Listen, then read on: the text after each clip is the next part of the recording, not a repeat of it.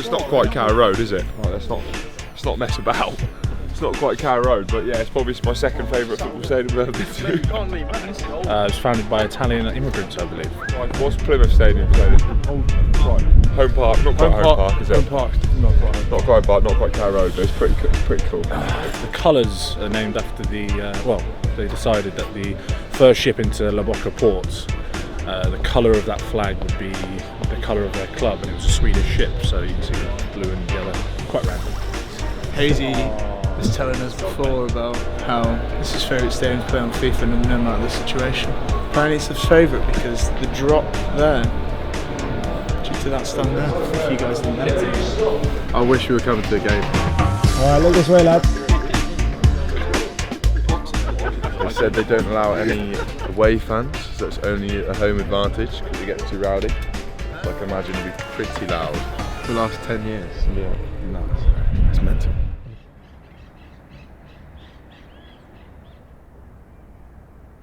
Team for this weekend, please, and his 100th appearance for England, George Ford.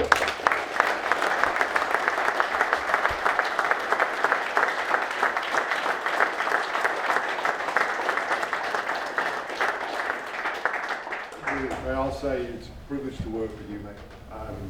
Yeah, so happy for you. You're the captain, really well done. It's always been you lot pushing up. First in, last out.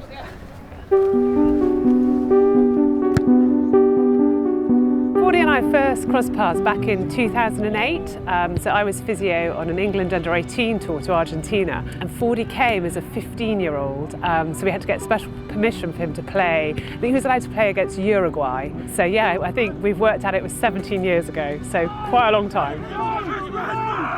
40 as a 15-year-old, I mean, he was phenomenal in the sense of, for someone of that age to, be really curious, ask really good questions about his physical preparation, how he could be better, and even his sort of mental, psychological preparation for whether it be rugby sessions, meetings. It was really phenomenal for a 15-year-old. Something that, having worked in the pathway for many years, I had never come across a player like that. Back as he was sort of starting out on his journey, so he would have been sort of 15, 16 years old, the alarm clock would go off at like 3 a.m. as I was sort of making the drive up to Rishworth, and he had the fantastic teacher and S&C coach at school, and we would go and meet at about sort of 7:45 in the morning, pre-school getting started, and be focusing on his athletic development, his movement control.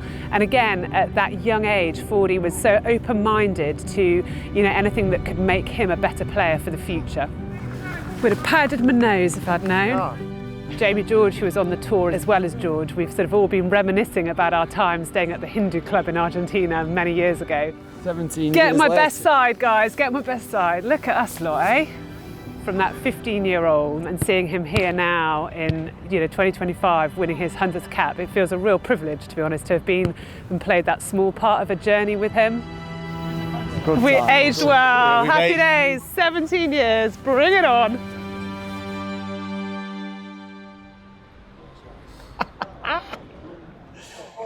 Oh man, we actually had quite a good team. Was it 2008?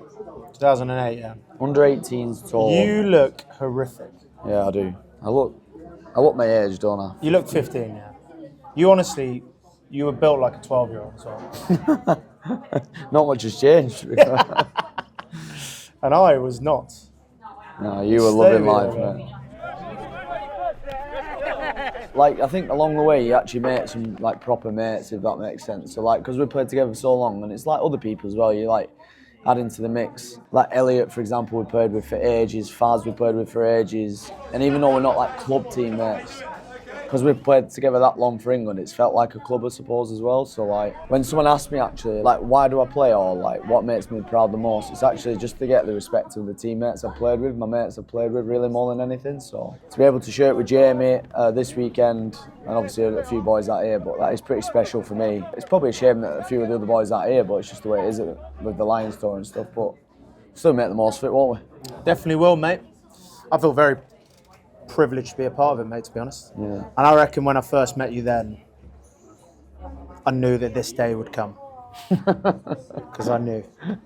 I did, mate. What, You were 17 class, years mate. later. 17 years ago, there was no doubt in my mind that you and Faz would get 100 caps for England. And here you are. I really doubted myself. And still to this day, I'm amazed I'm here. But you, no, never. Yeah. You deserve it all, mate. You deserve it all.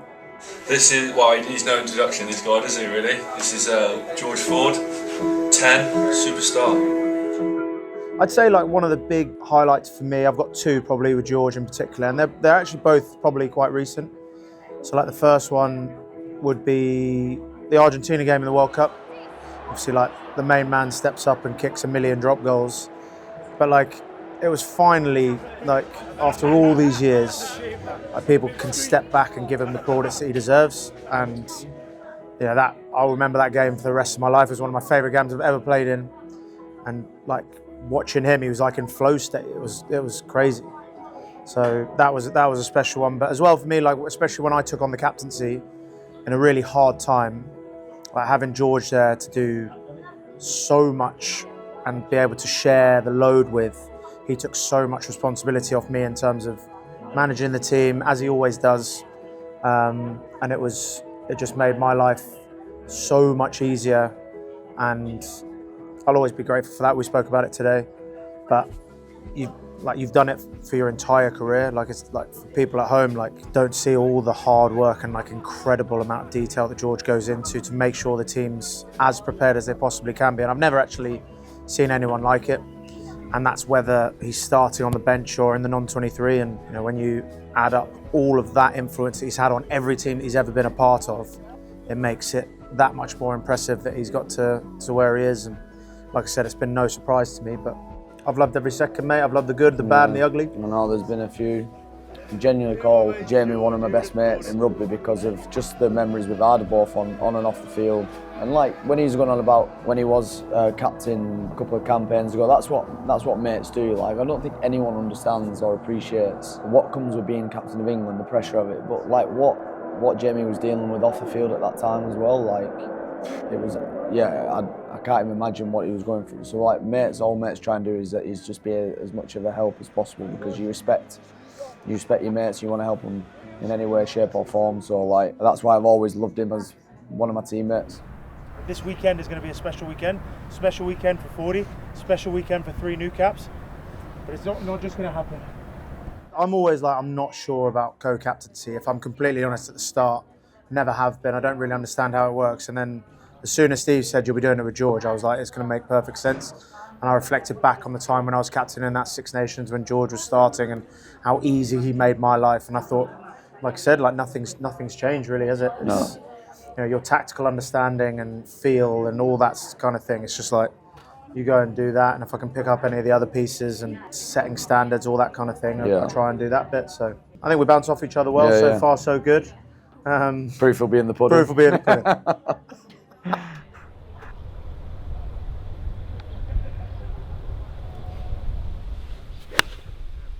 Draw ball. Oh, that could be wet. It's swimming as well. Hit that back. I think it's swimming. Oh! Where did the wind go? Brilliant. Shut up, wind. Yeah, that's the one. That's the excuse. Wind off the right, you said. Oh, that makes me feel better. Mate. That makes me feel a lot better. Obviously, a lot of emotions come up around the selection. Obviously, being involved this week, I'm really proud and excited. A few nerves, but that's always a good sign. Just really looking forward to it. The lads have been great and welcomed me in. Right. Wow! Right. Yeah, okay. Everyone says you get a taste of it and you want more, don't you? So that was definitely the case. First few sessions, I was just flying around trying to get involved, and the energy that the group create and the work ethic and things like that really struck something inside me. And each week coming back, trying to show what I can do, and hopefully that translates onto the pitch. I just like to work hard and see where it gets me, really. Oh, He's only got up and down, that is, mate. What a pot. Just curl that in there, thank you. Oh, just like that, we're all square. All square. Wow.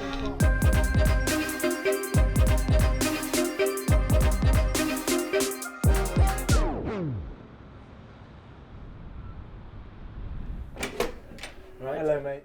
Yeah, it would be a proud moment, even when I take the field. For me, more than anything, it's making my family proud, really, who have obviously sacrificed a lot and helped me so much in my career, really, to to give me the opportunity to play rugby professionally first and foremost, and then have the opportunity to represent England, and then to do it this many times. A lot goes down to them really, so that'll be my overriding emotion, I think, just how proud I've hopefully made them, and a big thank you to them as well as like all my teammates along the way, my coaches along the way, people who've helped me to achieve something like this. I'll just be forever grateful for that really. A change at half-back, Lee Dixon and George Ford comes on, the youngster for his first cap.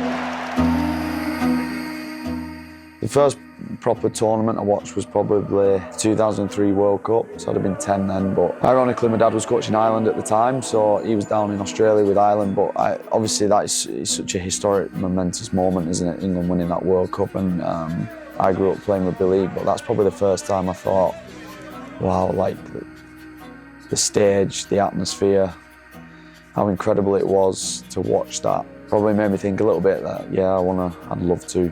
That's my dream, to go and play for England. So, and I know that's quite young, but as a kid you dream big, don't you, I suppose, and you love the game, you fall in love with the game, you want to make sure that you play as much rugby as you can growing up, and then before you know it you get 16, 17 and it starts to get a little bit more serious, and I left school, went into a professional environment from Leicester, and that was it really.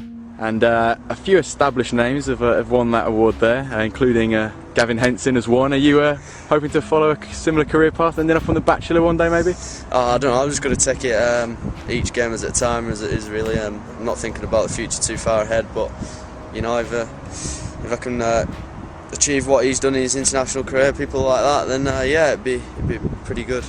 The first one would be mindset, mentality, to be as consistent as I possibly can in the way I go and train and prepare. I think I've always tried to pride myself on every session I do, or every session I take place in, every meeting I go in, every recovery session I do, is to be so purposeful and have the intent to improve in that. And I believe that consistency has probably allowed me to play at this level for a period of time, 100%. I also think looking after yourself physically is important along the way. It's a tough old game, isn't it? So like, doing everything you're doing off the field to remain professional. And I know it's always said, but eating the right things, drinking the right things, getting enough sleep, all them things are critical, just the building blocks of being able to be physically good to go and do what you do.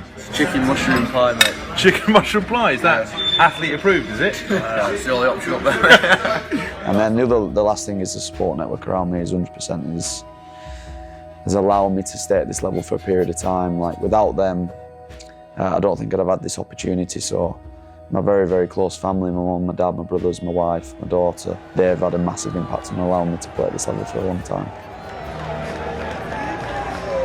Alani was born 2 days after the last Six Nations game last year.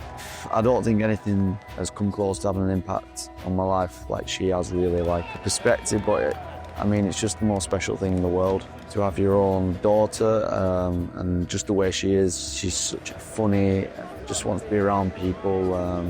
Couldn't love her anymore really, and it's probably a reflection of what my wife's like really. So what it's done to my rugby, I think it's actually made me a better rugby player, because I go on from training and I spend time with my wife and Alania, and you know, like if you thought you switched off before, you have to properly switch off now, because you become a full-time dad, and that's the best thing ever. And every time I take the field now, it's before, you know, that your motivation to go and play well and achieve things are maybe a little bit different, and now like at the very forefront of my mind now will be Alani and my wife though. So yeah, it changes things quite a lot. I reckon we've had 10 days or 2 weeks of saying stuff, and we haven't had an opportunity to go and do it for our actions yet. This is it now. Do you know what, like I'm proudest of the most is, like I probably just touched on then, is like the moments that things are not going well whilst being an England player. This is it now. We show each other through our actions, not just our words. Show each other how much it means to each other. I've obviously had a couple of campaigns where I've been in the squad but not been selected for match day 23s, or I've not been selected at all in the squads, and I suppose like you have a choice then of how you want to respond to that. Because that's what we said, boys, them small moments, the shit that we see, the shit that we value, that the people on the TV or in the stands don't see. Show each other that as many times tonight as possible. Sound a bit peculiar to people, but they're the proudest moments of my international career, is dealing with that, responding the right way and then getting back in, because I think one thing I've noticed since playing for England is, especially in the number 10 position, that it's probably the most discussed, debated position in the team. Always has been since 2014 when I made my debut. So you've got all these things going on in the exterior, but when things are not going so well, how you respond to it. I'm telling you, if we do that, boys, I'm telling you we'll have a good night. Bring it back to the start of the game. We f***ing go at them. We go after them. Who's going to set the f***ing tone for us? Then we'll see what they've got. We're good to go? Let's have it now, let's do it, boys. Come on.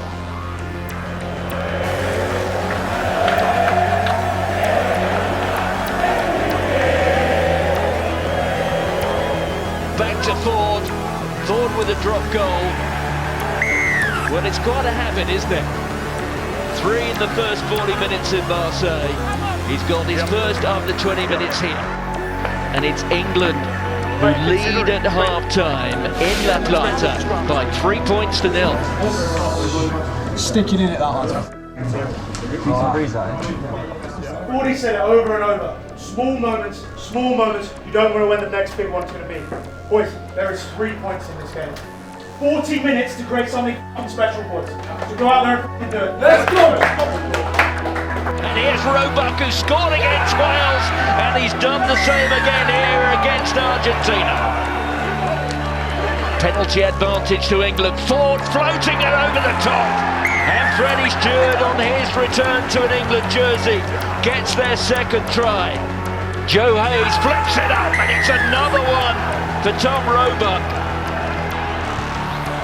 The cross kick there from Carreras, that was accurate. And the inside ball, and it is Pablo Matera. And romping his way through is Gonzalez, the offload to Rubiera. And here's Caden Murley, 2-on-1 out wide, but Murley doesn't need it. And it's another try for England. This is dejection for the Pumas. And what a win that is for England. 13 players away with the British and Irish Lions. And they've come here to Argentina. And they have beaten them, and beaten them very well, emphatically. Final score, Argentina 12, England 35. 40 just pulling strings, mate. I'm so buzzing for him. Like I've missed playing with him club rugby. He's genuinely one of the most underrated players in the world. I can't say enough praise for him. He's a pleasure to play with. So buzzing for him, buzzing for the new cap lads. Just what an evening, mate. Like it's what it's all about, isn't it?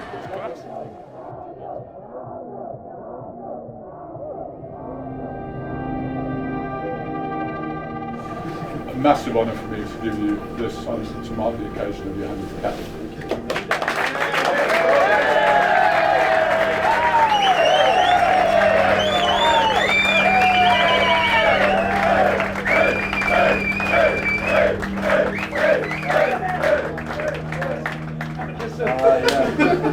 So thank you very much. Thank you very much. I just want to reiterate what I said last night, boys, in the meeting we had. There's 2 reasons I play the game. One is to make my family proud, and my dad and my brother are here today. That's the first reason. The second is to get the respect for the teammates I play with, and the coaches, and all the staff here. And that's the only 2 things that I'm bothered about, really. And we said we wanted to make it a memorable day, and it was a pleasure to share the field with your guy, Seb and Horse. And it was a memorable day, wasn't it, boys? Like, winning is the main thing, the team's always the main thing, and all these individual moments and accolades along the way, they're nice, boys, but the most important thing is always the team and winning. I promise you that. They're the best memories we'll take. So thank you very much again. Let's make sure we go again next week, boys. Because 1-0's good, 2-0's even better, okay? Thanks very much.